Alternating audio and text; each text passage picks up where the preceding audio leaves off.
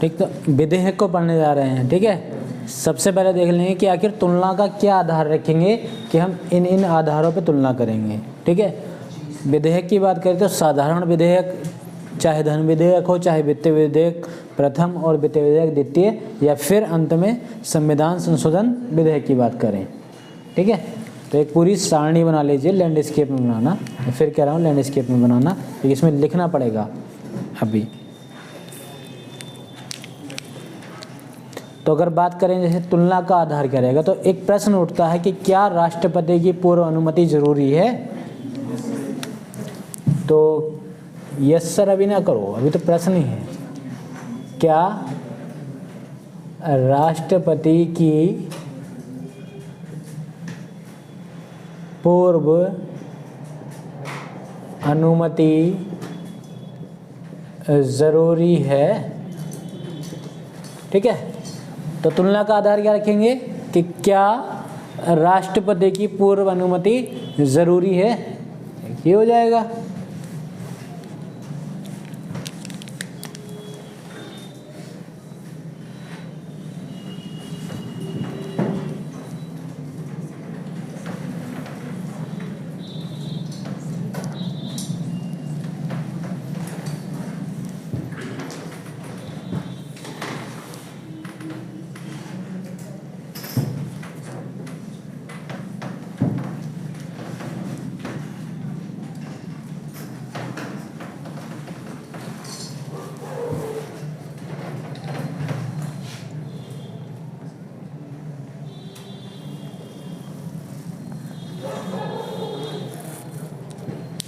ठीक है, तो क्या राष्ट्रपति की पूर्व अनुमति जरूरी है? अगर इसकी बात करें तो साधारण विधेयक या बिल पास करने के लिए जरूरी है या नहीं? नहीं। ठीक है, इसमें क्या लिख देंगे? नहीं, नो, तो कोई जरूरी नहीं है। ठीक है,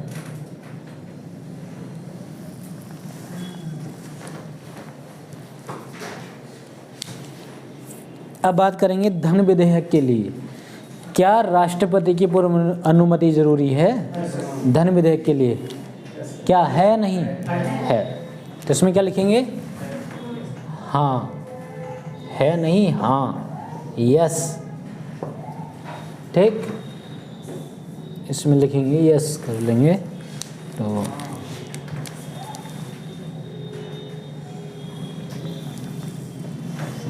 अब बात कर लेंगे, क्या राष्ट्रपति की पूर्व अनुमति वित्तीय विधेयक प्रथम के लिए जरूरी है या नहीं? वित्तीय विधेयक प्रथम के लिए जरूरी है, तो इसमें हाँ लिखेंगे।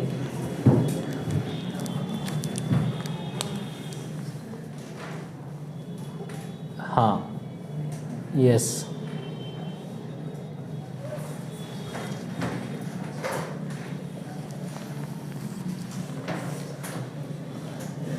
अब बात कर लेंगे कि वित्तीय विधेयक द्वितीय या फाइनेंशियल बिल सेकंड के लिए राष्ट्रपति की पूर्व अनुमति जरूरी है या नहीं?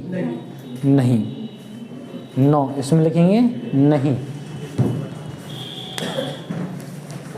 नहीं।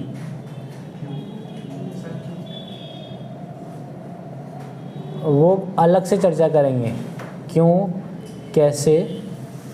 फिलहाल ये तुलना कर लेंगे ना, कंपेयर कर लेंगे एक दूसरे के बिल की। अब मुझे बताइए, क्या संविधान संशोधन विधेयक को पारित करने के लिए राष्ट्रपति की पूर्व अनुमति जरूरी है या नहीं? बोलो हाँ या ना? नहीं है, नहीं, नो। ठीक,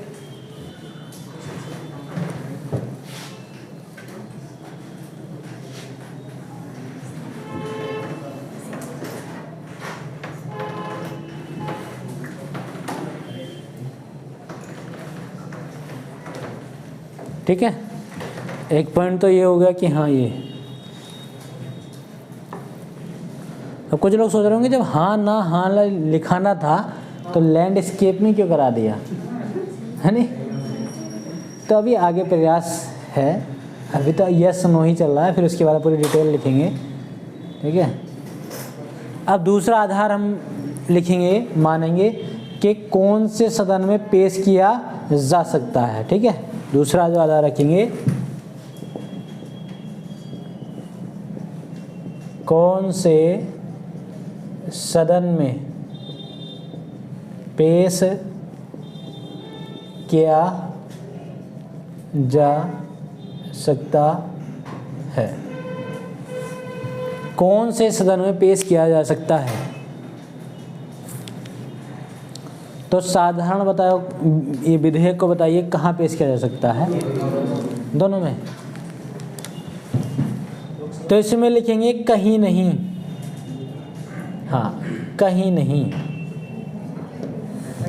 हाँ कहीं नहीं। मैं वो बात डिस्कस करेंगे कि क्यों, क्या, कैसे, ये क्यों नहीं, ठीक है। साधारण विधेयक को कहीं नहीं पेश किया जा सकता है। अब बात करेंगे क्या धन विधेयक को कौन से सदन में पेश किया जा सकता है, धन लोकसभा में, ठीक है। इसमें लिखेंगे लोकसभा, लोकसभा। धन विधेयक को लोकसभा में पेश किया जा सकता है। अब आता है वित्तीय विधेयक प्रथम, तो वित्तीय विधेयक प्रथम को लोकसभा में,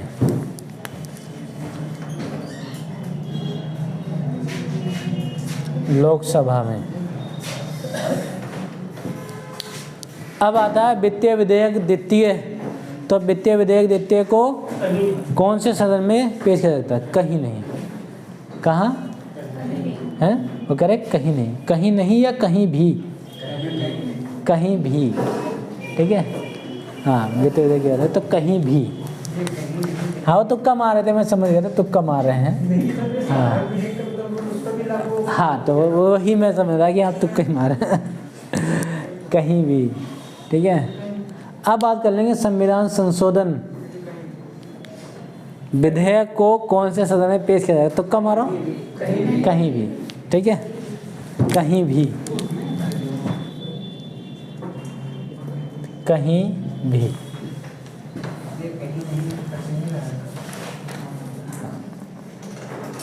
पचेगा तो मैं हाजमे की गोली देंगे ना एक, तब पचेगा बेटा।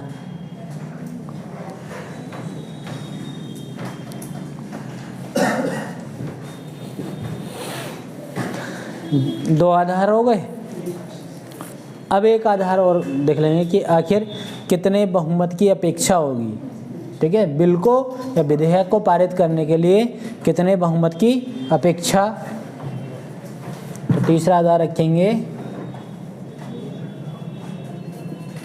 कितने बहुमत की अपेक्षा,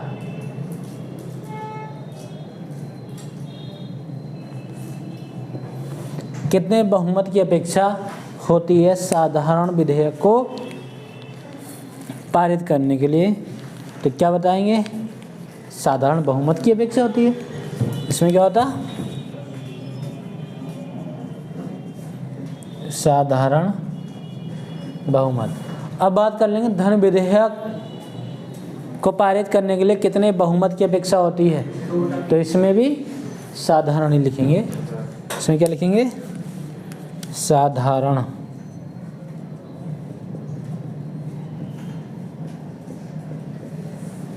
अब बात कर लेंगे वित्तीय विधेयक प्रथम को पारित करने के लिए कितने बहुमत की अपेक्षा, बोलो, साधारण।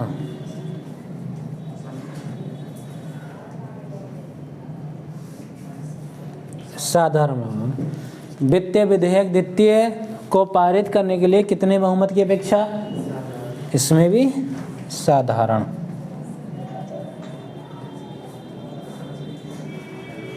साधारण बहुमत होना चाहिए, साधारण बहुमत की अपेक्षा की जाती है। अब बात कर लेंगे कि संविधान संशोधन विधेयक को पारित करने के लिए कितने बहुमत की अपेक्षा की जाती है। इसके लिए क्या आएगा, विशेष बहुमत। आप लोगों को वैसे पता है सारी जानकारी, मगर फिर भी बता देता हूँ, जिन लोगों को नहीं पता वो भी जान जाएंगे। विशेष बहुमत। और मैं पूरी अपेक्षा करता हूँ कि आप लोगों में से तो कोई ऐसा है नहीं जिसको नहीं पता होगा। आप जो है पूरे यूपीएससी की अगली नर्सरी आप ही हो। हाँ, लवसना की।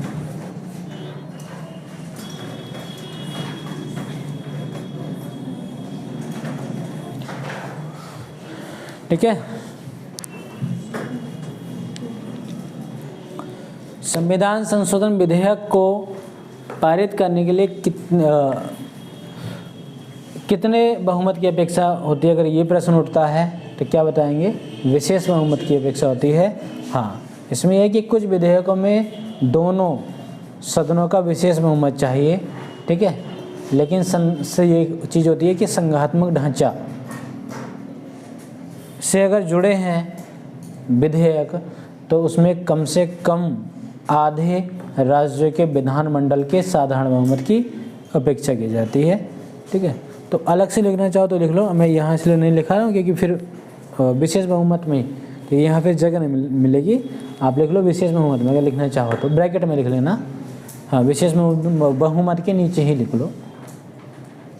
कुछ विधेयकों में दोनों सदनों का विशेष बहुमत, लेकिन संघात्मक ढांचा से जुड़े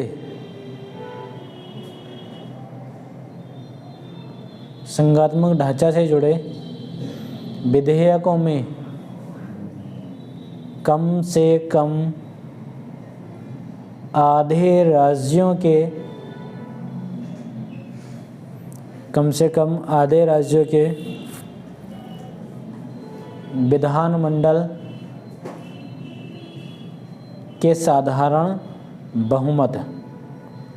विधानमंडल के साधारण बहुमत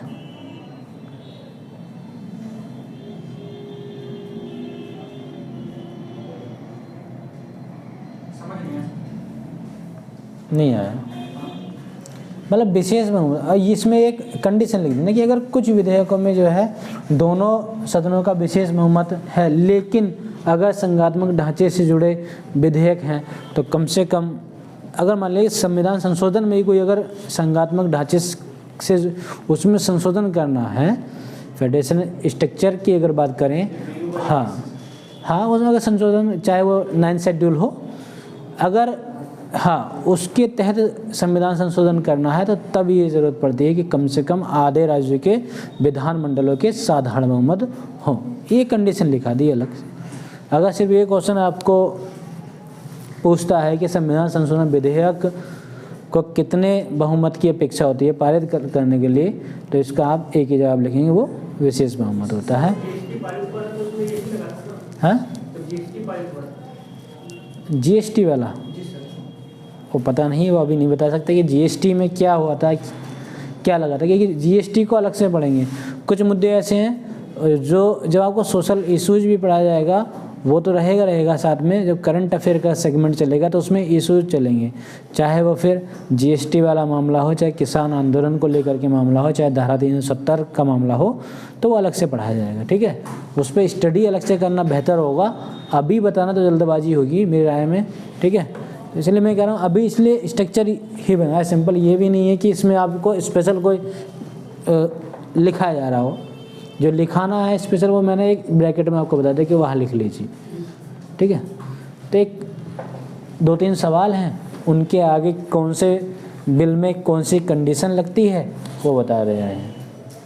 अब बात करें कि राज्यसभा की कितनी शक्तियाँ हैं इन विधेयकों को पारित करने के संदर्भ में। ठीक है, तो राज्यसभा की कितनी शक्तियां हैं, कितनी पावर्स हैं, उसके देख लेंगे। राज्यसभा की कितनी शक्तियां हैं? राज्यसभा की कितनी शक्तियां हैं साधारण विधेयक को पारित करने के लिए? कंपेयर करते ना, राज्यसभा की किससे करेंगे, फिर लोकसभा से करेंगे। ठीक है, तो बराबर है किससे? लोकसभा के। किंतु संयुक्त सभा अगर हो जाए, जॉइंट सिटिंग का बताया था आपको ना कॉन्सेप्ट, अगर संयुक्त बैठक या संयुक्त सभा हो जाए तो राज्यसभा कमज़ोर हो जाती है, राज्यसभा कमज़ोर हो जाती है। तो अगर आपसे प्रश्न करें कि साधारण विधेयक को राज्यसभा के, साधारण विधेयक के संदर्भ में राज्यसभा की कितनी पावर है, तो लोकसभा के बराबर है। ठीक है, तो इसमें आप क्या लिखेंगे? बराबर है। किंतु संयुक्त सभा, जॉइंट सिटिंग या संयुक्त बैठक हो जाए तो राज्यसभा कमज़ोर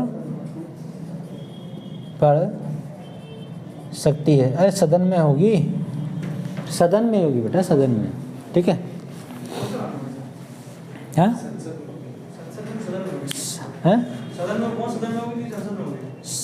मतलब ये सदन को मिला करके संसद में होगी जो कार्रवाई होगी, कार्रवाई पूरी संसद में होगी। ठीक है,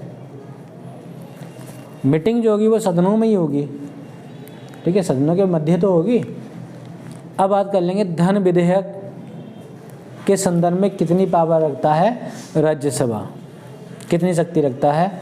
तो अगर धन विधेयक के संदर्भ में बात करें राज्यसभा की शक्तियों की, तो क्या होता है? नहीं के बराबर होती है।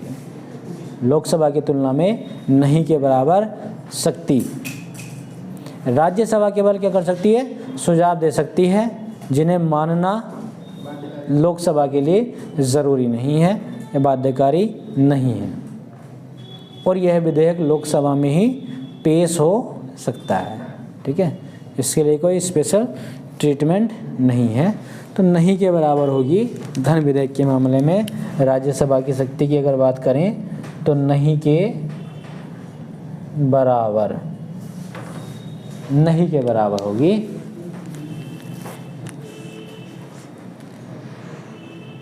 आगे जाए, अलग से बोलूँ नहीं तो लिख लो। राज्यसभा क्या कर सकती है? राज्यसभा केवल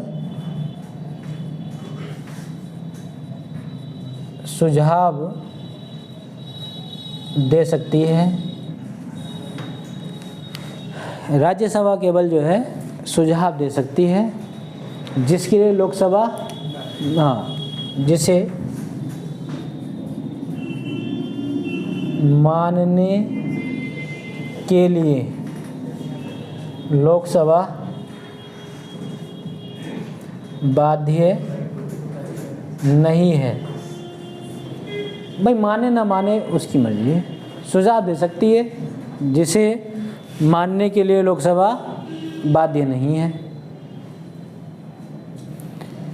ये जो विधेयक है लोकसभा में भी लाया जा सकता है या पारित किया जा सकता है। ठीक है, इस विधेयक को पारित करने के लिए लोकसभा में भी पेश किया जा सकता है या पेश हो सकता है, ये लिख लेंगे। अगली लाइन लिखना चाहते तो लिख लो इसमें। यह है लोकसभा में भी पेश हो सकता है। यह क्या है? लोकसभा में ही पेश हो सकता है। अब बात कर लेंगे वित्तीय विधेयक प्रथम के संदर्भ में राज्यसभा की शक्तियों की बात कर लेंगे। तो वित्तीय विधेयक प्रथम की अगर बात करें तो क्या राज्यसभा की शक्तियाँ होती हैं? हाँ, तो लोकसभा में ही पेश हो सकता है। कोई ऐसा ज़रूरी नहीं कि राज्यसभा से कोई परामर्श लिया जाए या सलाह मांगी जाए या सुझाव मांगा जाए। तो वित्तीय विधेयक प्रथम जो है लोकसभा में ही पेश हो सकता है।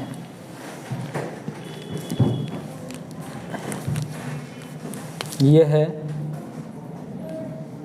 लोकसभा में ही पेश हो सकता है। यह लोकसभा में ही पेश हो सकता है।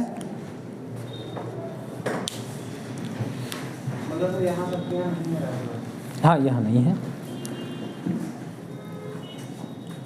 इसके अलावा शेष मामलों में तो बराबर है।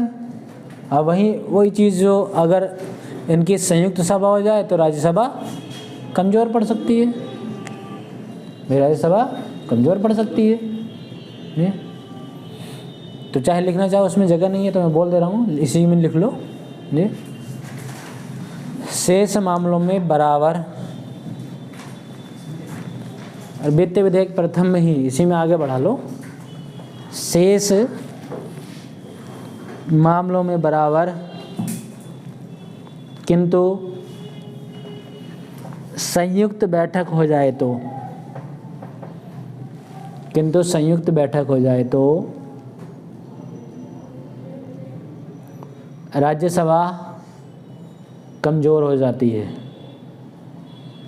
राज्यसभा कमज़ोर हो जाती है। क्या जॉइंट सीटिंग तो है ही। अगर मान लीजिए भाई, हाँ, अगर ये पहली बात तो ये कि लोकसभा में ही पेश होगा। अगर मान लेते हैं कि ऐसा होता है, कोई विपक्ष की बात है, ठीक है, मान लीजिए कि राज्यसभा में बहुमत नहीं है सरकार का जो लोकसभा में है, इसका मतलब है कि विपक्ष भी है। और मान लेते हैं कि जॉइंट सिटिंग हो जाए, संयुक्त सभा हो जाए, तो बहुमत तो लोकसभा का है ही, वैसे भी कमज़ोर है राज्यसभा।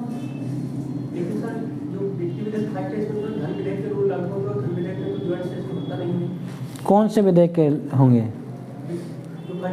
नहीं, अभी फर्स्ट की तो बात कर रहे हैं हम, या आपने सेकंड में लिख लिया क्या? ये फर्स्ट की बात कर रहे हैं हम। हाँ, नहीं हो, ज़रूरी नहीं है, ये कहीं नहीं लिखा कि ये ज़रूरी है कि संयुक्त बैठक हो।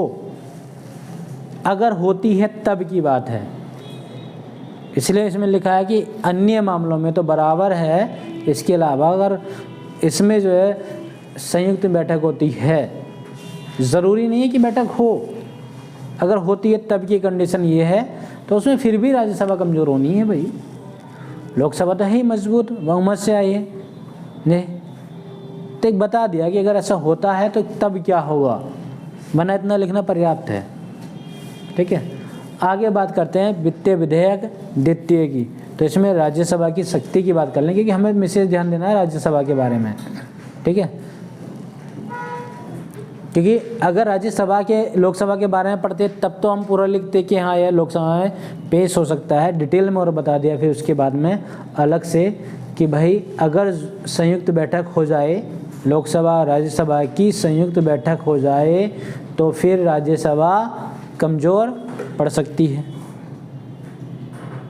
क्योंकि हमें क्या पढ़ रहे हैं, राज्यसभा को पढ़ रहे हैं, तो निष्कर्ष भी हमें राज्यसभा के संदर्भ में देना है ना कि लोकसभा के।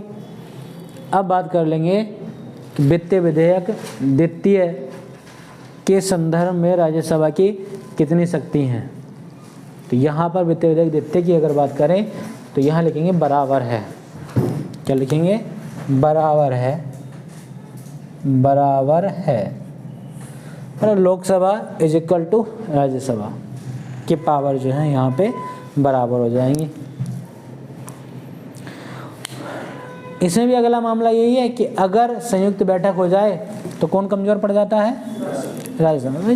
संयुक्त बैठक का मतलब यही है कि अगर वही आप जो है बहुमत देंगे तो भी कमज़ोरी पड़ ही जाएगा राज्यसभा। भाई जिसकी सत्ताधारी पार्टी होगी, जिसका बहुमत होगा, तो वो तो जीतेगा ही। तो लोकसभा क्या है, मजबूत तरीके से आती है सामने, राज्यसभा कमज़ोर हो जाती है अगर संयुक्त बैठक हो जाए तो।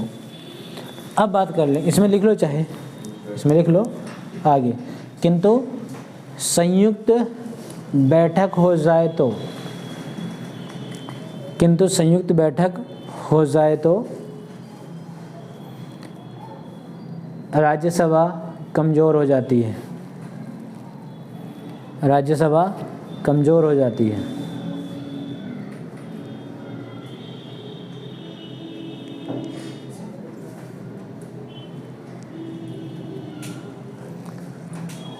अब बात करें संविधान संशोधन विधेयक के संदर्भ में राज्यसभा की क्या शक्तियां हैं, तो यहाँ हम लिखेंगे कि एकदम बराबर, और में बराबर लिखा है, इसमें लिखेंगे एकदम बराबर। उसकी वजह है, और वजह अभी बताते हैं एकदम बराबर क्यों लिख रहे हैं। क्योंकि एकदम बराबर इसलिए लिख रहे हैं, ये जो संविधान संशोधन विधेयक है भाई, इसके पारित होने की अलग अलग कंडीशन है, अलग अलग नेसेसरी पॉइंट्स हैं इसके, कि वो राज्यसभा से भी पास हो और लोकसभा से भी पास हो। इसमें क्या है, दोनों की संयुक्त बैठक नहीं हो सकती है, ठीक है। इसमें ये नहीं कि संयुक्त बैठक हो, अगर लोकसभा ज़्यादा जोर दे रहा है इसके पक्ष में, तो भाई ऐसा नहीं है। संविधान संशोधन हो रहा है, ये कोई मामूली बात नहीं है। और संविधान संशोधन करने के लिए किसी एक सदन का भारी होना या किसी एक सदन का कमज़ोर होना, ये कोई अच्छा निर्णय नहीं होगा। इसलिए इसमें जॉइंट सिटिंग नहीं है, संयुक्त मीटिंग नहीं होती है, ठीक है। एकदम दोनों की शक्तियाँ बराबर हैं, क्योंकि दोनों सदनों से अलग अलग बिल को पास होना है संविधान संशोधन पारित करने के लिए। तो इसमें लिख देंगे एकदम बराबर है, आगे लिखेंगे एकदम बराबर, इसी में लिखना है, क्योंकि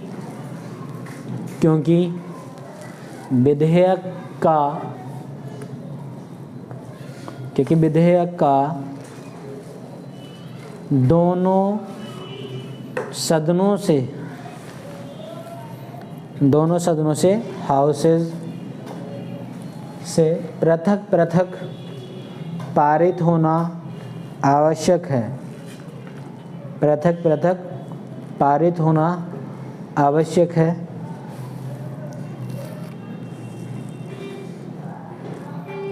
संयुक्त बैठक नहीं हो सकती, इसमें क्या है, संयुक्त बैठक नहीं हो सकती है।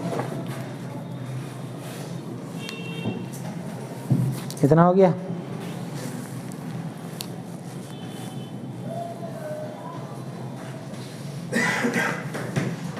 इसको साफ कर देना।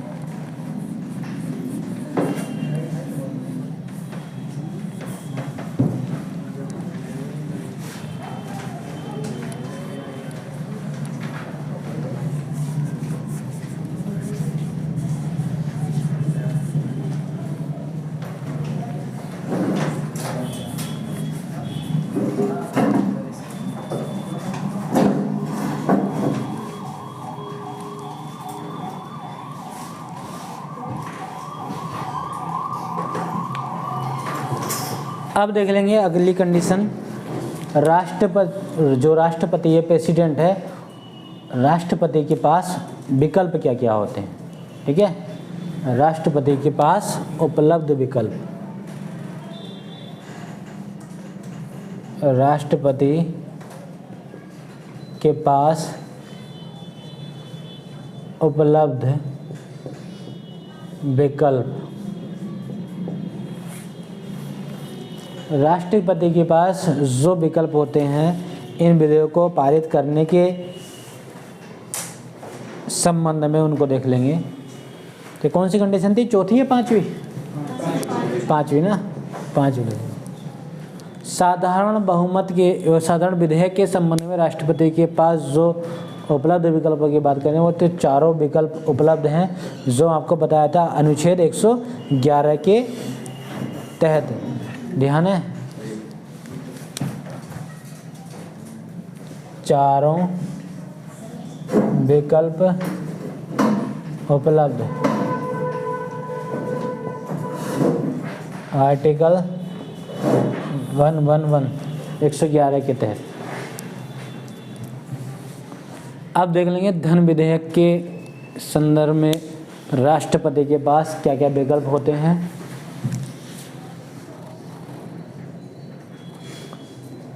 तो इसमें हम जो लिखेंगे कि पुनर्विचार नहीं करा सकता, कि भाई लोकसभा से ये कह दे कि भाई इस पर पुनर्विचार कीजिए, मंत्रिपरिषद मंडल से ये कह दे कि आप पुनर्विचार कर दीजिए, तो पुनर्विचार नहीं करा सकता। इसमें धन विधेयक में पुनर्विचार नहीं करा सकता।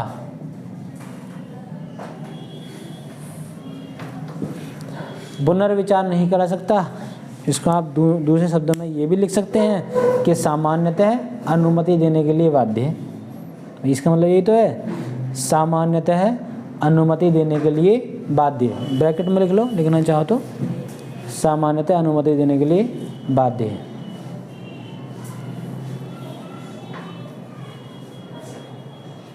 आपको ये समझ में आया कि नहीं, चारों विकल्प उपलब्ध हैं। कौन कौन से चारों विकल्प हैं याद करो, वो दिन जो बताया था। चारों विकल्प में तो एक तो खारिज करने की अनुमति, एक ये था, फिर दोनों सदनों में पुनर्विचार की, और फिर था वीटो पावर, और एक ये था, हाँ वीटो से भी वही चीज़ है, फिर एक था अनुमति देने की घोषणा। ठीक है, ये चारों विकल्प हैं। अब बात करेंगे वित्तीय विधेयक प्रथम के संदर्भ में राष्ट्रपति के पास क्या क्या विकल्प उपलब्ध हैं। तो इसमें आप लिखेंगे वित्तीय विधेयक प्रथम के मामले में भी चारों विकल्प उपलब्ध हैं, उपलब्ध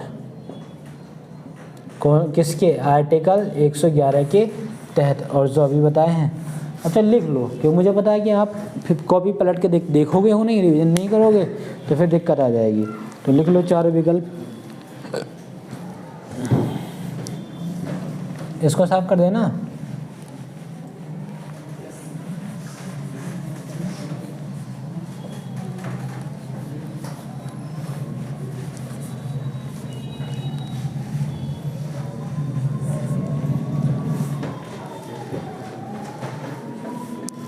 चाहे तो उसमें जहाँ आपके पास स्पेस हो वहाँ लिख देना, चाहे इसमें लिख दो चाहे उसमें लिख लेना। ठीक है, चारों विकल्प में। तो इसमें लिखिए पहला, खारिज करने की अनुमति, खारिज करने की अनुमति। एब्सोल्यूट पावर के बारे में सुना, ये वही है एब्सोल्यूट पावर, खारिज करने की अनुमति। दूसरा बिंदु इसी में लिखेंगे, दोनों सदनों में पुनर्विचार की शक्ति रखता है, दोनों सदनों में पुनर्विचार। अगला बिंदु लिखेंगे अनुमति देने की घोषणा, छोटा छोटा लिखेंगे, अनुमति देने की घोषणा। और फिर अंत में जो चौथा विकल्प है वो है वीटो पावर, पॉकेट जेबी वीटो, वो वीटो पावर नहीं लिखना है, पॉकेट, हाँ पॉकेट वीटो, जेबी वीटो, जेब में जो रख सकता है, जो बताए थे। हाँ वीटो पावर अलग हो जाती है।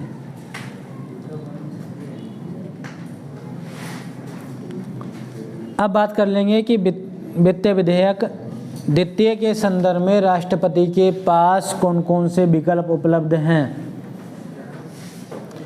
तो इसमें भी आप लिखेंगे चारों विकल्प उपलब्ध। क्या लिखेंगे, चारों विकल्प उपलब्ध। वही आर्टिकल 111 के चारों विकल्प उपलब्ध।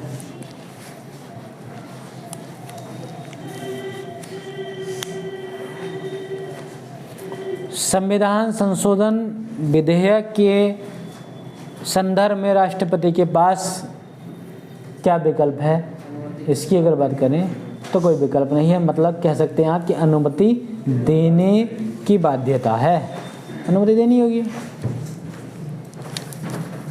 अनुमति देने की बाध्यता है। भाई अनुमति देनी होगी भाई।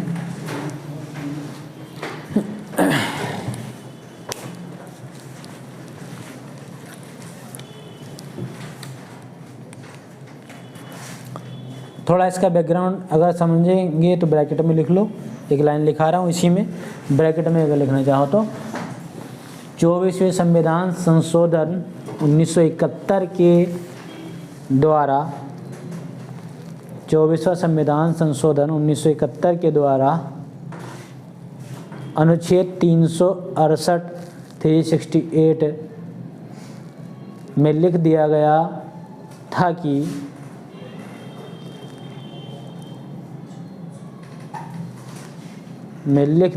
था कि राष्ट्रपति ऐसे विधेयकों पर अनुमति देगा। राष्ट्रपति ऐसे विधेयकों पर अनुमति देगा। तो ये किसके तहत लिखा गया? 24वें संविधान संशोधन के तहत। अब अगला जो आधार हम लिखने जा रहे हैं उस पे ये देख लेंगे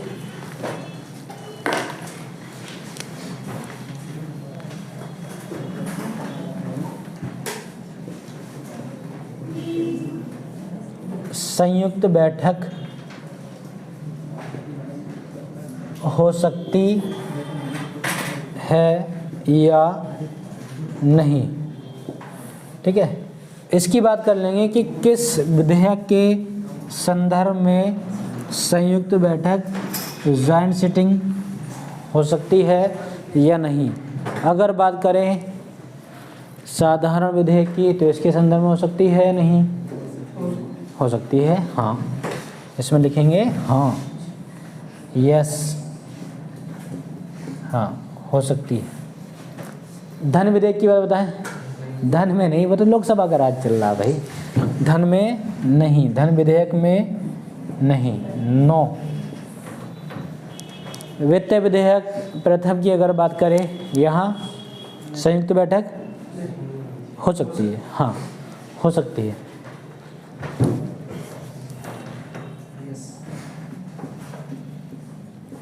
वित्त विधेयक द्वितीय में हाँ हो सकती है, हाँ। और संविधान संशोधन विधेयक इसमें नहीं, हाँ नहीं, नहीं, नो।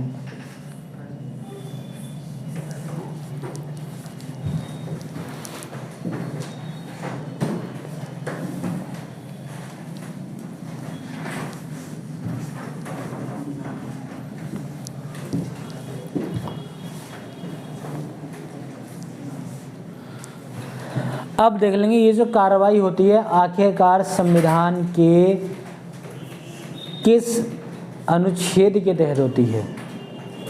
संविधान के किस अनुच्छेद के तहत होती है तो वो अनुच्छेद लिख लेंगे। ठीक है, तो संविधान के संबंधित अनुच्छेद अगला आधार रहेगा। संविधान के संबंधित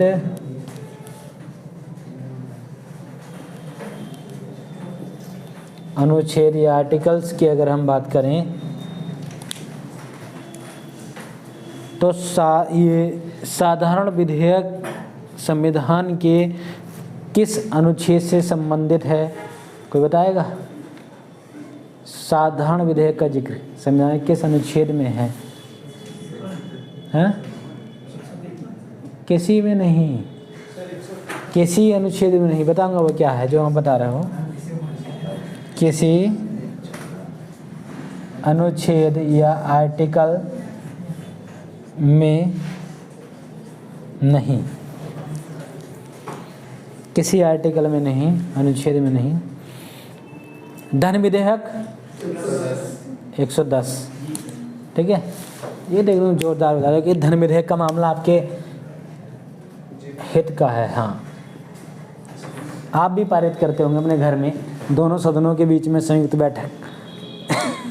ठीक है, हाँ। और फिर जब संयुक्त बैठक हो जाती है तो आपके राज्यसभा कमज़ोर पड़ी जाएगी। ठीक है, लोकसभा ही आखिरकार उसका पलड़ा भारी होता है जी। राज्यसभा जो कि आपके पिताजी हैं नाम रहता है, ये मानो नाम रहता है, असली पैसा तो माँ के पास रहता ना, छिपा के रखती हैं। पैसे बेचारे कमाएंगे, असली करता रहता माँ रहेगी। लोकसभा, ठीक है। और जैसे ही आपने जो संयुक्त बैठक बैठाई और माँ को पहले से तैयार कर दिया इमोशनल तरीके से कि हमें सबके पास जो है इतने अच्छी अच्छी किताबें हैं और सब लोग बढ़िया पढ़ते हैं, अच्छे नोट्स लेके सब लोग, अपना पेन अच्छे होते हैं, बैग सबके पास अच्छा है, मेरे पास क्या है, कुछ नहीं है, नहीं मैं तो गरीब का बच्चा हूँ। अब माँ को पता हरामखोर ये पैसा जो ले रहा है ना, ये इस पर खर्च ही नहीं करेगा, पैसा तो ज़्यादा कुछ और मामला है इसका जी, पर वो बताना नहीं चाह रहा। अब कोई ऐसी डिमांड ये रखो कि मम्मी मुझे जो है घूमने के लिए पैसे दे दीजिए, मिलेंगे नहीं मिलेंगे। दरअसल मुद्दे तो कुछ और रखना होगा ना, किताबें खरीदनी है, कौन सी किताबें खरीदनी है, तो बता दिया कि वो एडिशन एल्वा एडिशन ने लिखी थी ना एक, आप जानते हो ना, उसने वो किताब लिखी थी। अब मम्मी को क्या ऐसा नाम बता दिए जी, फिर कहोगे नहीं, झांसी की रानी ने भी लिखी थी एक, मम्मी कहेंगे अरे ये कब लिखी, अरे पता नहीं, आपको तो कुछ पता ही नहीं रहता। को मितांग ने लिखी एक बहुत बड़ी किताब है, इतनी मोटी किताब है वो, हाँ 2000 की किताब मिलती है। तो मम्मी क्या दोबारा नाम बता, कह भाई एक बार मुझसे खुद बोला जाता है, दोबारा क्या नाम जी।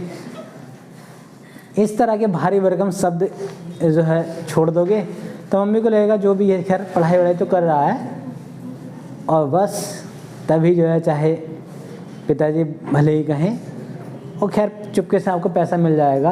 आप 500 की मांग करोगे तो वो 600-700 तक मामला हो जाता है, ठीक है। तो इसलिए आपको ध्यान है पूरा कि संविधान में भी लिखा है कि 110 अनुच्छेद के तहत ये कार्रवाई होती है। अब बात कर लेंगे वित्तीय विधेयक प्रथम संविधान के किस अनुच्छेद से संबंध रखता है, 117 का 1, ठीक है, सही बताया एकदम, 117 का 1। बेटा सुधीर प्रीलिम्स के लेवल पे तो ठीक ठाक मामला है तुम्हारा, मेंस पे थोड़ा दिक्कत आएगी, सब त्रुटियाँ बहुत ज़्यादा हैं, देखा कि नहीं। आंसर राइटिंग ऐसा लग रहा है कि मतलब कहीं आप ये हुनर छिपाए कहीं बैठे थे और कहीं एकांत में बैठे थे, बस ये था कि कोई मिल जाए जो मुझे राह दिखा दे, वरना मामला ठीक ठाक है। प्रीलिम्स के लेवल पर एकदम धुआंधार है, मेंस के लेवल थोड़ी सी मेहनत करनी है। कई प्रैक्टिस तो की नहीं होगी आंसर राइटिंग की, कि आंसर राइटिंग की प्रैक्टिस करो, या आंसर राइटिंग हमें देना भी है करना भी है मेंस में, इसलिए वो दिक्कत आ रही है। मतलब बहुत छोटी छोटी जो शब्द एक छोटा बच्चा लिख देता है उस पर भी दिक्कत आती है, ठीक है। बाकी तो सब सही है, उसमें अगर प्रयास करेंगे तो बहुत जल्दी सफलता मिल जाएगी, कोई दिक्कत नहीं है जी। प्रीलिम्स के लेवल पे इतनी बड़ी कोई दिक्कत नहीं है। खैर वो फाइनल तो मैं बाद में बात कहूँगा जब सीसेट पढ़ोगे, अभी तक तो मामला ठीक रहेगा। सीसेट में समझ में आता है कि हाँ किस में है कितना दम। अब बात करेंगे वित्तीय विधेयक द्वितीय की, तो ये संविधान के किस अनुच्छेद से संबंध रखता है, 103 हाँ वो तो कमा रहे थे, थोड़ा सा और कूद जाते, ठीक है। पता है कि इसके अलावा कोई विकल्प होगा नहीं तो 2 कर दूं, फिर क्या नहीं 3 होगा, ठीक है। हाँ अब बात कर लेंगे, इसको तो आप सब जानते ही हो, क्या है 368, हाँ आर्टिकल 368। कुछ लोग देख रहे हैं कि क्या है, क्या बता दे 368 कहाँ जाना, याद करो वो दिन दूसरा तीसरा दिन था तुलनावर्ती अनुच्छेद 13 और 368 की, ठीक है। हाँ इंदिरा गांधी फिर सरकार का मामला चल रहा था, तो वही चीज़ है। तो कुल मिला के ये जो है विधेयकों की आधार तुलना का आधार समझ लिया और विधेयक के बारे में जान लिया, ठीक है। हाँ इसमें इतना ही समझाना था। अब देख लेंगे कि आखिर इनकी प्रक्रिया क्या होती है, प्रोसीजर क्या होता है, विधेयक को पारित होने की क्या प्रक्रिया है, उसके बारे में जिक्र कर लेंगे। ये अगर लिख लिया हो सारा तो इसको साफ कर दें, नहीं लिखा ना,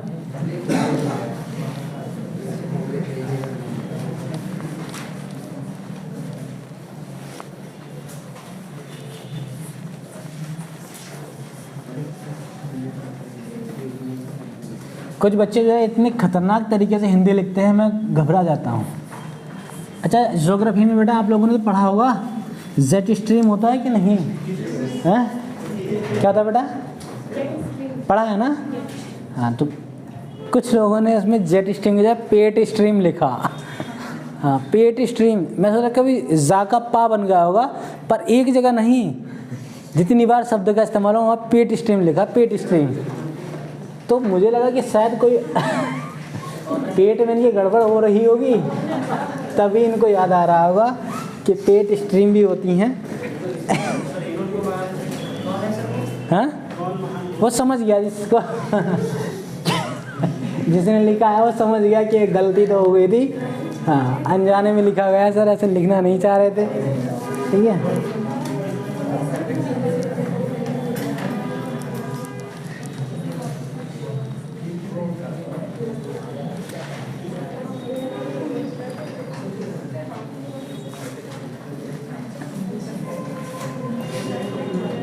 नहीं आप पता नहीं कौन सा कॉमन सेंस लगाते हो, कुछ तो लगा लिया करो यार कॉमन सेंस जी।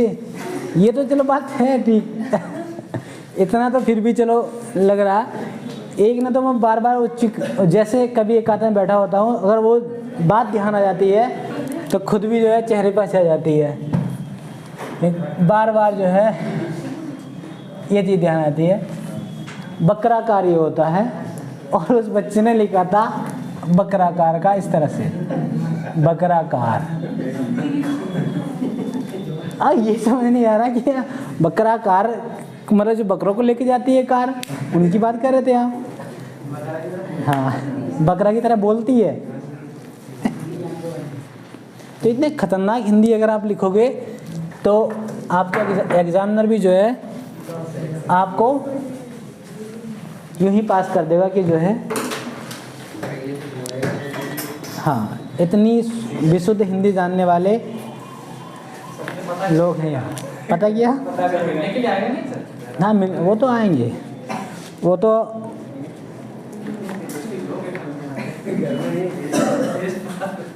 हाँ, आपके अंदर हुनर ही इतना है, वो ढूंढ लेंगे आपको कि ऐसी महान मूर्ति कहाँ कहाँ है, ऐसी प्रतिभा कहाँ कहाँ छिपी है। तो थोड़ा शब्दों को ध्यान से लिखा करो, ठीक है? इस तरह से जो है आप अपने नंबर कटवाओगे, नंबर बढ़वाओगे नहीं। तो ध्यान है बेटा, पेट स्ट्रीम ठीक है? हाँ, तो ध्यान रखना उस चीज़ का। अब बात कर लेंगे विधेयक के पारित होने की प्रक्रिया, तो अलग अलग विधेयक का जिक्र कर लेंगे, ठीक है? हाँ, अभी ठीक है मामला। हाँ, तो बकरा नहीं करोगे ना अब?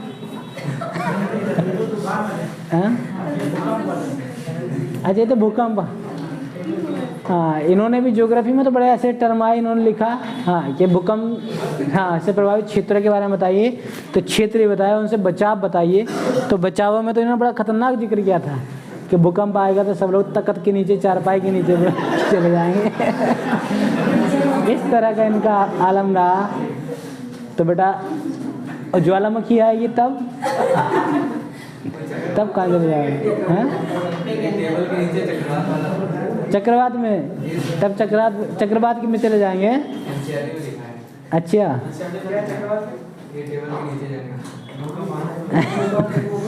बताइए, कितने अजीब अजीब जो है सुझाव देते हो जी।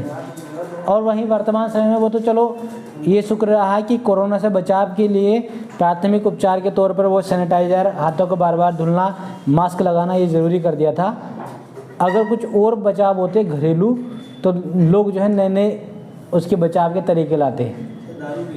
हाँ, हुआ कुछ स्टार्टिंग में हुआ कि जो है अपना सैनिटाइज़र को लगाया तो उसमें दारू जैसी थी, स्मेल आ रही थी, तो लोगों ने अपना दारू ही पीना शुरू कर दिया है। जो कभी जो है पार्टियों पे, पार्टी या कोई अगर प्रोग्राम हो रहा वहाँ पे पीते थे, तो अब अपनी घरवाली से कह रहे हैं कि लेके आओ दारू। कह रही क्यों? कोरोना से बचाव का तुम भी पियो, हम भी पीते हैं, दोनों बैठ के दारू पी रहे हैं। इस तरह के वाहियात तरीके जब स्पष्ट किया WHO ने, नहीं दारू वारू से नहीं जाएगा कोरोना, मास्क लगा और हाथ धुलना है, तो तब बीबी को समझ में आया कि ये तो फ़ायदा उठा रहा था। इंडिया में तो बहुत बड़ी बड़े स्तर पे जो है ऐसे अलग अलग कारनामे करने के लिए लोग तैयार रहते हैं कि भाई मौका मिल जाए किसी तरह से। दारू का स्टॉक हो गया इसी चक्कर में, हाँ, लोग जो है अपनी दारू को स्टॉक इतना करने लगे कि हाँ ब्लैक में बिकने लगी, सिलेंडर से ज़्यादा महंगी हो गई। हालांकि है, मतलब जो कच्ची दारू भी है उसकी भी डिमांड हो गई। कुछ लोग तो कहने लगे कि कुछ एक अफवाह भी उड़ी थी कि जो मुर्गा ना खाओ चिकन, जो बात थी, हाँ 50 रुपये के 2 मिले थे, कितने मिलते थे? हाँ अच्छा, ये 10 के 4 वो कह रहे 10 के, इतने कम रेट नहीं हुआ, 100 के 5 इस तरह से था कुछ, है नहीं, 100 के 5 मुर्गे। हाँ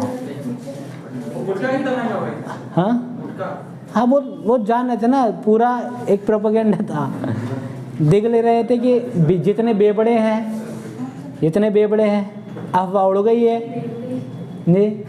आफ्टर लॉकडाउन जब आप देख रहे थे लाइन लगी थी, तो इतनी लंबी लाइन नोटबंदी में भी नहीं लगी थी, उसी में महिलाएं भी खड़ी हैं। सबसे चौंकाने वाला फैक्ट तो तब आया जब दारू की दुकान खुली, अनाउंसमेंट हुआ कि कल से जो है दारू की दुकानें खुलेंगी।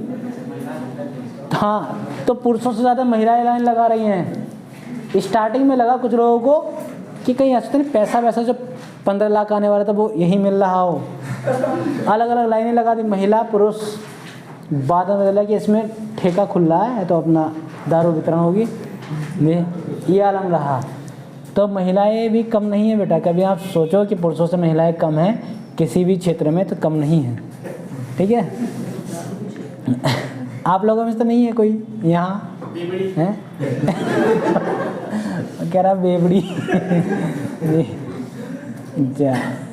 चलो नहीं है तो ठीक है। किसी ने एक ने जवाब दिया था ना, एक लड़की ने किसी ने कहा था कि अगर मौका मिलेगा तो पी लेंगे। हाँ, इन्होंने कहा अगर मौका मिलेगा तो पी लेंगे, छोड़ेंगे नहीं जी। खैर अब आ जाइए इधर, हाँ देख लेंगे कि विधेयक के पारित होने की प्रक्रिया।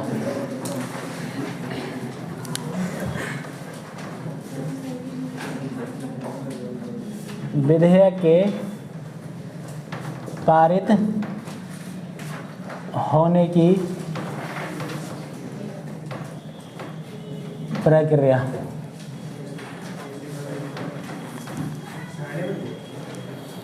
आखिर क्या प्रोसीजर होता है? तो सबसे पहले बात कर लेंगे साधारण विधेयक की, ठीक है, अलग अलग पढ़ लेंगे। साधारण विधेयक,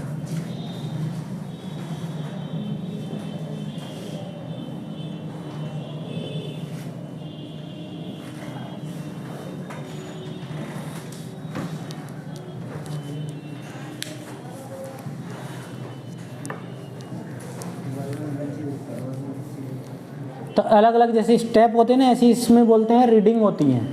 first reading, second reading, third reading, प्रथम वाचन, द्वितीय वाचन, तृतीय वाचन, इस तरह से होता है। तो फर्स्ट रीडिंग,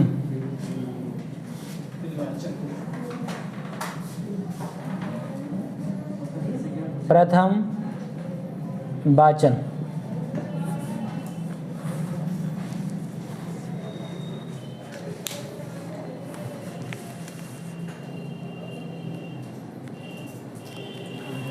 तो साधारण विधेयक को पारित करने की प्रक्रिया में प्रथम रीडिंग की अगर बात करें, प्रथम वाचन की बात करें, फर्स्ट रीडिंग की अगर बात करें, तो इसमें क्या होता है कि बिल को पेश किया जाना होता है। क्या कि बिल पेश होगा, तो बिल को पेश किया जाना होता है।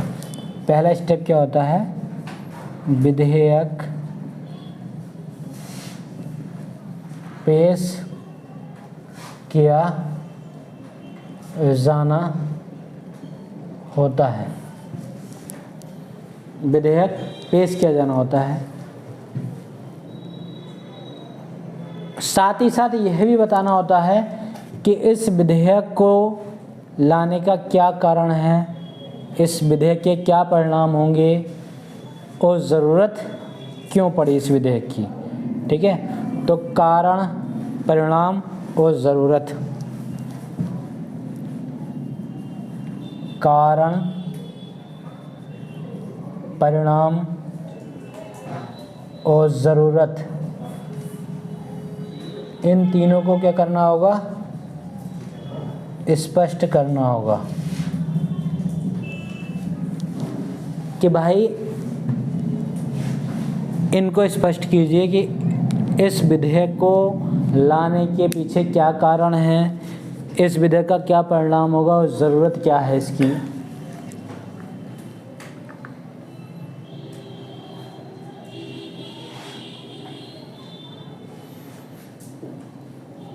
फिर उसके बाद में अनुमति मिलती है। इसके बाद में यहाँ लिख दें अनुमति। अगर अनुमति मिलती है तो एक होता है अधिकारित राजपत्र। राजपत्र होता है, आपने देखा होगा। अब वो इलेक्ट्रॉनिक्स वाला मामला है नहीं, आप देखते होंगे उसमें भारत सरकार हाँ लिखा होता है कि वाइट पेज होता है। आप मोबाइल में सर्च कर लेंगे, राजपत्र को देखेंगे तो आ जाएगा। इस तरह से कुछ डिज़ाइन बने होते हैं। नहीं, अब मैं कैसे बताऊं, अब क्लास के बाद देख लेंगे मोबाइल में आप लोग, ठीक है। तो हाँ, अधिकारित राजपत्र होता है। अधिकारित राजपत्र में सूचना प्रकाशित कर दी। अधिकारित राजपत्र में सूचना अनुमति मिलने के बाद, ठीक है। अधिकारित राजपत्र में सूचना प्रकाशित कर दी जाती है।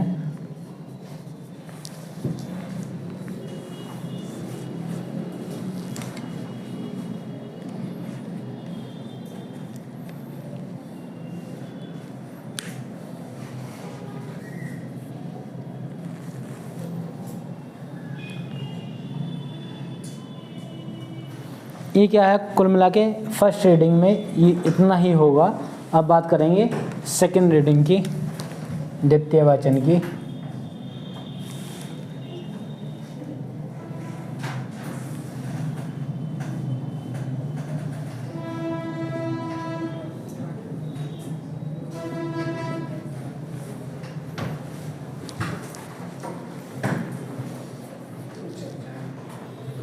द्वितीय वाचन की अगर बात करें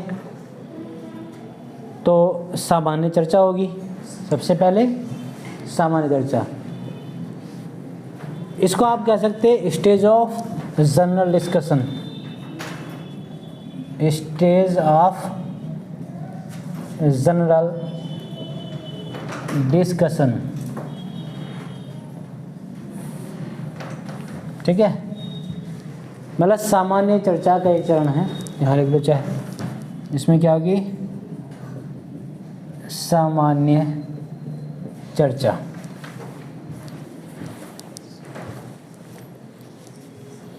आप चर्चा हो चाहे परिचर्चा लिख लो, चर्चा है परिचर्चा।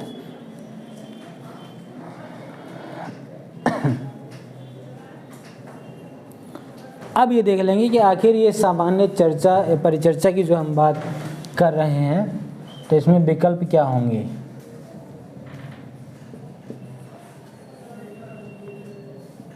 इसके विकल्पों की बात कर लेंगे कि आखिर विकल्प क्या होंगे।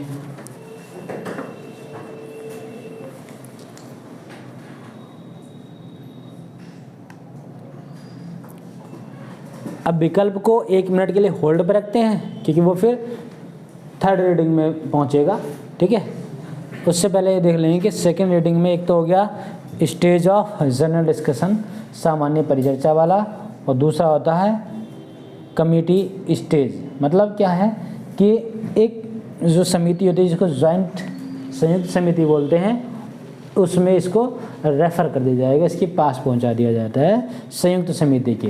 तो इसका आप एक शब्द में लिखेंगे कमेटी स्टेज बोलते हैं इसको, समिति का चरण समिति के पास जाता है।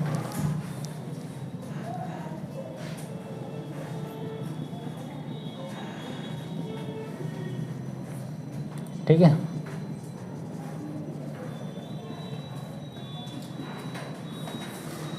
समिति चरण की बात कर लेंगे कि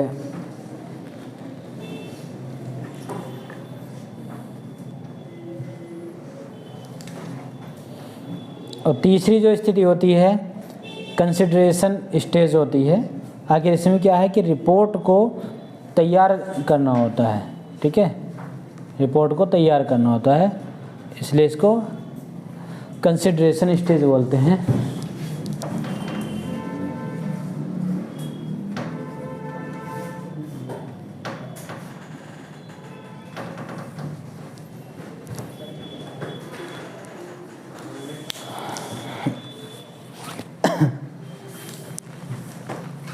अब इसको डिटेल में पढ़ लेंगे, ठीक है, अब इसको डिटेल में देख लेंगे।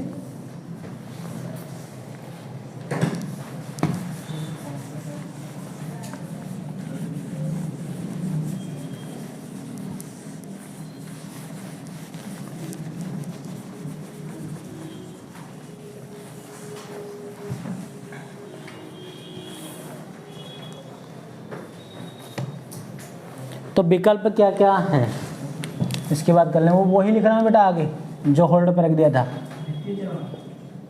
है। हाँ, सेकंड रीडिंग की बात हो रही है। विकल्प क्या क्या है, यहाँ से आगे बढ़ा रहे हैं, यहाँ से, ठीक है। विकल्प क्या क्या है।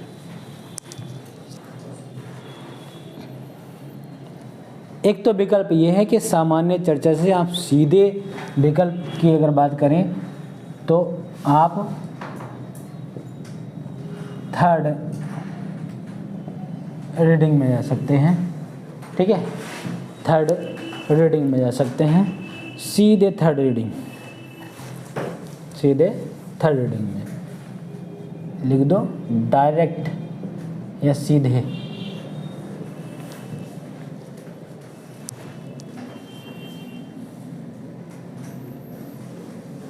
आखिर को थर्ड रीडिंग का आखिर क्या मतलब है।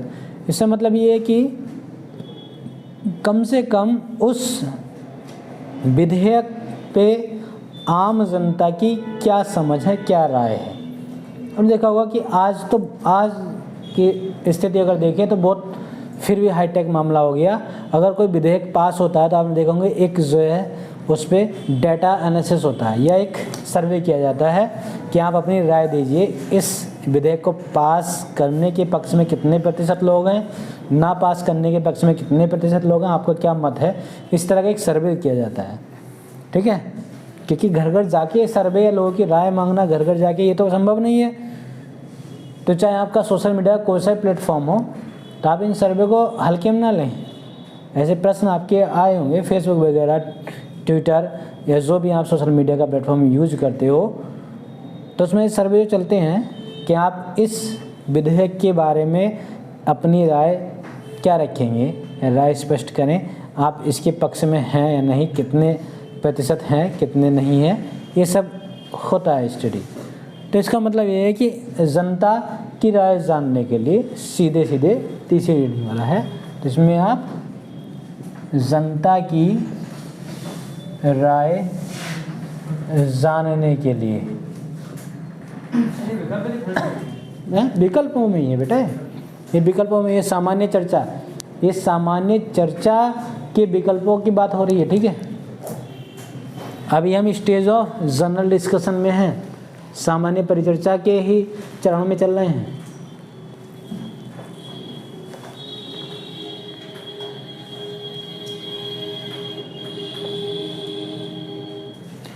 अब तीसरी चीज़ या तीसरा विकल्प ये है कि आप जो है जो सेलेक्ट कमेटी है, जो मतलब उसी सदन की समिति है जिस सदन से विधेयक पास हो रहा है, तो आप सीधे सीधे सेलेक्ट कमेटी को रेफ़र कर सकते हैं, रेफ़र कर दिया जाए, अर्थात उसी सदन की कमेटी को रेफ़र कर दिया जाए।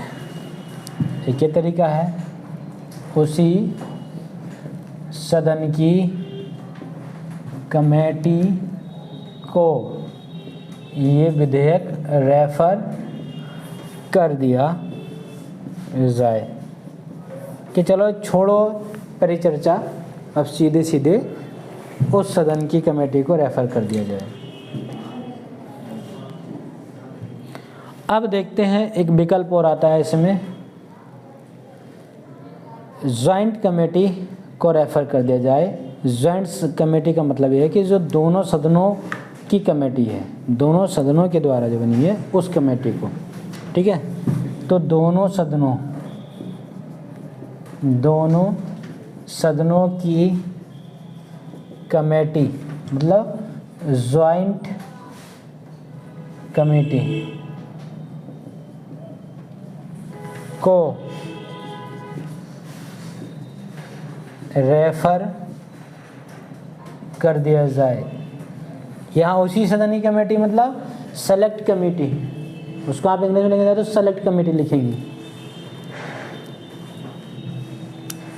और जब कमेटी वाला मामला आ गया तो बेटा हम कौन सी स्टेज पर पहुंच गए,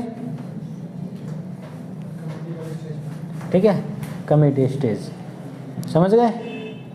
नहीं, कमेटी स्टेज पर पहुंच गए। अभी हम कहाँ चल रहे हैं? सेकेंड रीडिंग में चल रहे हैं। सेकेंड रीडिंग में तो चल रहे हैं ना। सेकेंड रीडिंग में हमने फर्स्ट स्टेज देखी, जो स्टेज ऑफ जनरल डिस्कशन थी, सामान्य परिचर्चा की थी। इसके विकल्पों की हम बात करें तो विकल्प क्या क्या रहे? एक तो सीधा आप थर्ड रीडिंग में जा सकते हो और जनता की राय जानने के लिए क्या हो सकता है, आप ये चीज़ कर सकते हो। दूसरा, उसी सदन की कमेटी जो सेलेक्ट कमेटी होती है उसको रेफर कर सकते हैं। और चौथा जो होता है, दोनों सदनों की कमेटी आखिर मतलब ज्वाइंट कमेटी को रेफर कर सकते हैं। और ज्वाइंट कमेटी की बात करें तो वो कमेटी यस के स्टेज में पहुंच गए, समिति के चरण में आ गए। हाँ बता। हाँ नहीं होगा, फिर ये नहीं होगा, विकल्प दिए है ना इसलिए नहीं होगा। हमें सिर्फ ये समझना है कि कौन कौन से विकल्प होते हैं, ठीक है। अब इसमें कौन सी बची? कंसिडरेशन स्टेज, ये तो बची।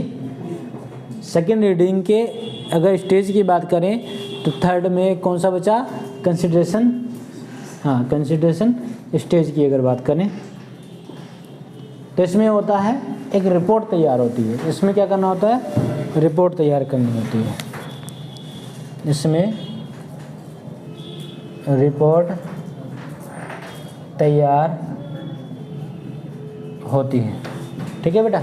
इसमें क्या होगा? रिपोर्ट तैयार होगी।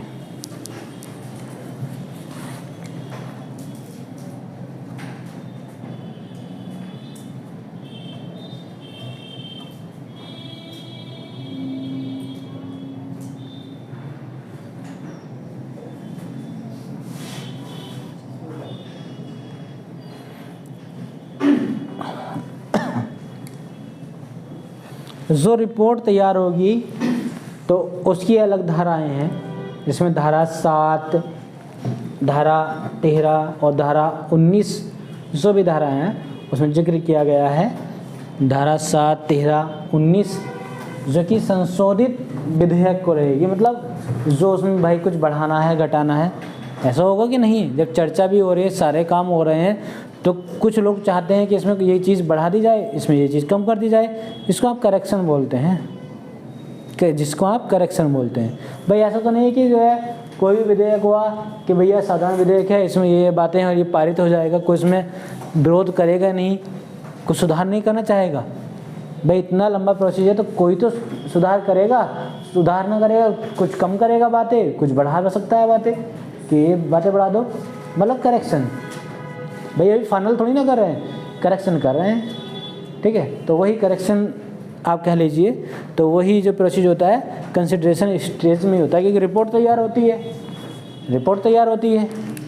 तो आप ये लिख सकते हैं कि संशोधित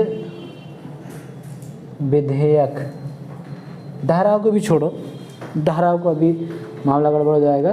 तो संशोधित विधेयक जो होता है, आप ये समझ लें कि सीधे सीधे इसको अगर करेक्शन करोगे तो वो फिर किस नाम से हो जाएगा? संशोधित विधेयक के नाम से हो जाएगा। साधारण ही मतलब करेक्शन किया आपने, सिर्फ इतना है। अब बात कर लेंगे कि आखिर थर्ड रीडिंग क्या है। तो थर्ड रीडिंग जो है वो हमारी संशोधित विधेयक से आगे बढ़ती है। कहाँ तक पहुँच गए? संशोधित विधेयक में। अब मुझे लग रहा है कि हवाएं हो गई ना, उड़ गई ना हवाएं। हाँ, दोबारा देख लेते हैं एक बार। विधेयक के पारित होने की प्रक्रिया को समझ रहे थे और साधारण विधेयक लिया। सबसे पहले हम बात कर रहे थे साधारण विधेयक की। तो साधारण विधेयक में भी एक जिक्र हुआ था फर्स्ट रीडिंग की, ठीक है। पहली रीडिंग की बात कर रहे थे।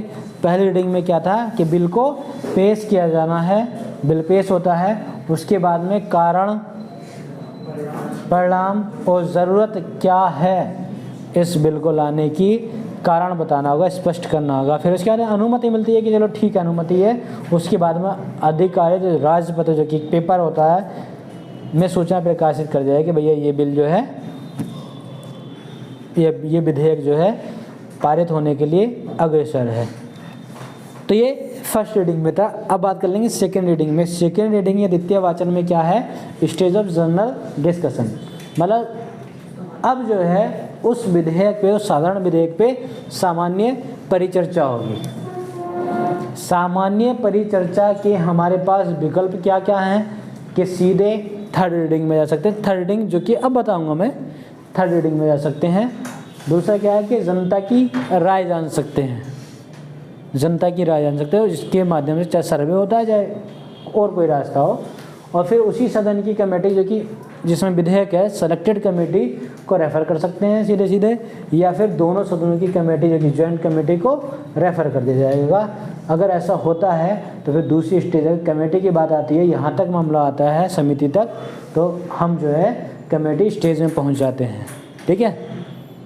विकल्प हमारे पास यहाँ से भी है, फर्स्ट स्टेज के ही जो चल रहे हैं। और इसके आगे जब रेफ़र कर दिया जाएगा, अगर हम पहुँचते हैं कंसिडरेशन स्टेज में, जहाँ पर रिपोर्ट तैयार होती है, जहाँ पर रिपोर्ट तैयार करते हैं विधेयक के बारे में, तो उसमें ऐसा है कि भाई ये तो है नहीं कि फाइनल रिपोर्ट दे दी जाएगी, अभी डिस्कशन भी आप कर रहे हो, परिचर्चा कर रहे हो, जनता की राय भी मांग रहे हो, तो भाई आप मांग ही क्यों रहे हो जब आपको नहीं करना कुछ।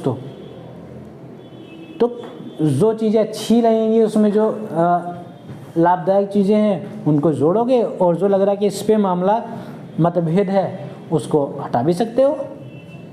कुल मिला के करेक्शन करना है, ठीक है।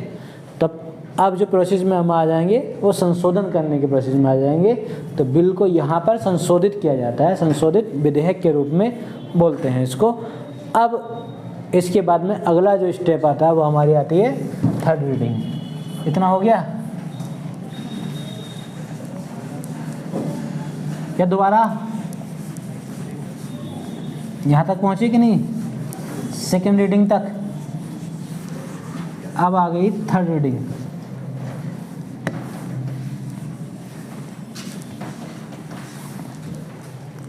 स्टेप बाय स्टेप समझेंगे।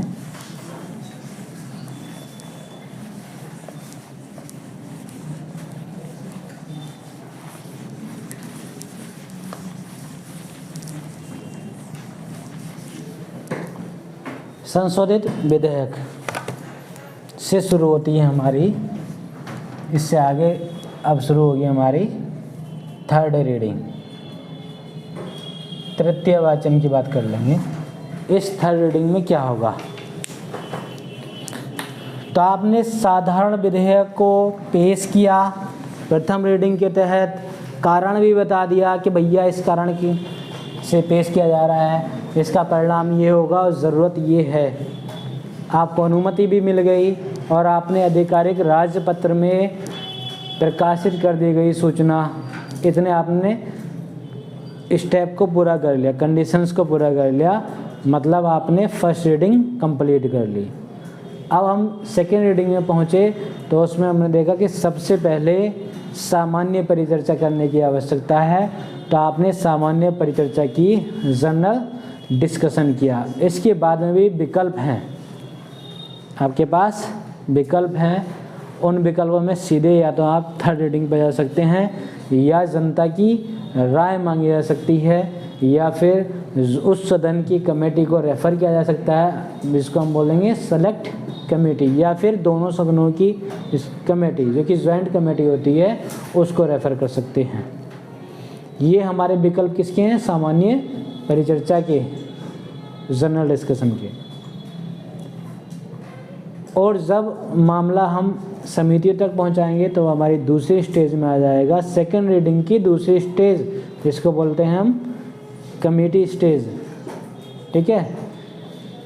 इसमें क्या है, समितियों को रेफ़र कर दिया और फिर चीज़ आती है, अगली स्टेप आती है कंसिडरेशन स्टेज, जो कि सेकेंड रीडिंग की थर्ड स्टेज है। इसमें आप रिपोर्ट तैयार कर होती है, इसमें रिपोर्ट तैयार करनी होती है। किसके संदर्भ में?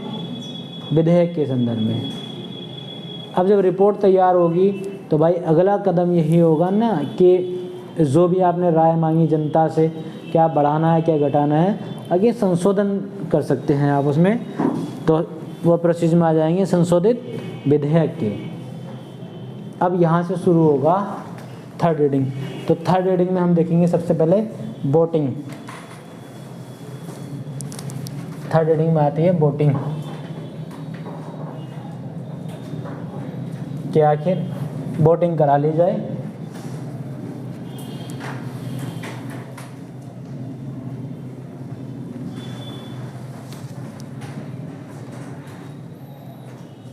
वोटिंग का मतलब ये है कि इस विधेयक के पक्ष में जो आधार होगा कुछ इस तरह से होगा कि इस विधेयक के पक्ष में कितने हैं, कितने लोग चाहते हैं कि हाँ ये पारित हो, कितने लोग चाहते हैं कि पारित ना हो, और कितने लोग चाहते हैं कि भैया हमें मतलब नहीं है, मतलब अनुपस्थित होते हैं, ठीक है, इस वोटिंग में शामिल ही नहीं होते हैं। तो ये सारे बिंदु देखे जाएंगे, ठीक है।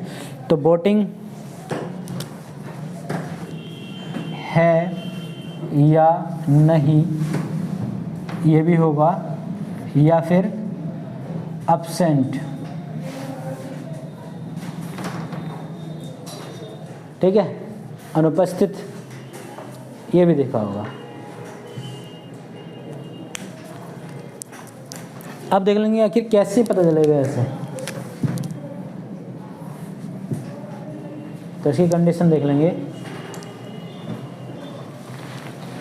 यदि नहीं वाले जो हैं यस से ज़्यादा हैं, ठीक है, इसका मतलब ये है कि पक्ष में ज़्यादा लोग हैं, वो विपक्ष में ज़्यादा लोग हैं, पक्ष में नहीं हैं। इसका मतलब ये है कि लोग ज़्यादा लोग जो हैं नहीं चाहते कि ये पारित हो, ठीक है। तो यदि नो यस से ज़्यादा हो, यदि नो यस से ज़्यादा हो तो विधेयक रहेगा या मर जाएगा? मर जाएगा, ठीक है, रहेगा ही नहीं तो विधेयक क्या होगा? मर जाएगा, मर गया, ठीक है। याद करने के लिए लिखा है।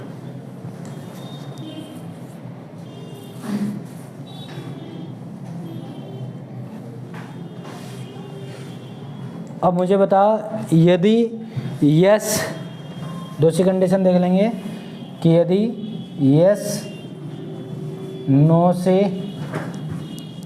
ज़्यादा हो तो तब क्या होगा? अगर जीवित रहेगा, अरे गधे, सेकेंड हाउस या द्वितीय सदन के पास जाएगा। सेकेंड हाउस या द्वितीय सदन के पास जाएगा।